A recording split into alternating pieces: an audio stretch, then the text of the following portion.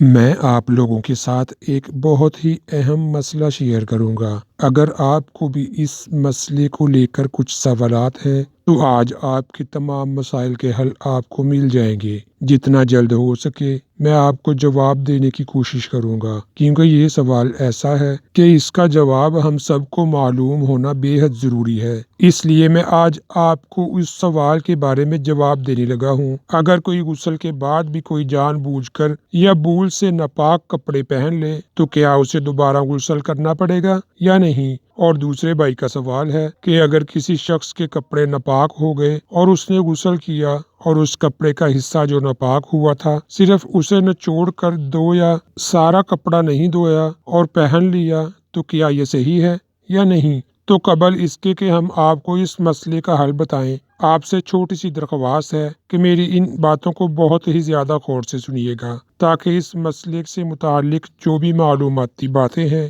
وہ آپ کو معلوم ہو سکے۔ پہلے مسئلے کا حل یہ ہے کہ اگر غسل کے بعد ناپاک کپڑا پہننے کی وجہ سے کپڑے کی ناپاکی جسم پر نہیں لگی تو جسم ناپاک نہیں ہوگا، اور اگر کپڑے کی ناپاکی جسم کے کسی حصے پر لگ گئی، خاص طور پر ناپاکی تر تھی اور جسم کو لگ گئی، یا جسم کا پانی کپڑے کے ناپاک حصے میں لگ کر جسم میں لگ گیا، تو جسم کا صرف وہی حصہ ناپاک ہوگا۔ جسم میں ناپاکی لگی ہوگی، پورا جسم ناپاک ہرگز نہیں ہوگا، اور دوبارہ غسل بھی ضروری نہیں ہوگا، بلکہ جسم کے جس حصے میں ناپاکی کی لگی ہوگی صرف اس حصے کو دھو لینا کافی ہوگا۔ دوسرا مسئلہ یہ ہے کہ اگر کسی شخص نے غسل کیا اور اس کے کپڑے ناپاک ہو گئے اور اس کے کپڑے کا حصہ جو ہے وہ ناپاک ہوا تھا صرف اسے نچوڑ کر دھو دیا اور باقی کپڑا نہیں دھویا اور پہن لیا، تو کیا اس کا جسم جو ہے وہ ناپاک ہوگا یا نہیں؟ تو اس مسئلہ کا حل یہ ہے کہ اگر اس نے ناپاک کپڑے کا صرف ناپاک حصہ دھویا، باقی حصہ نہیں دھویا،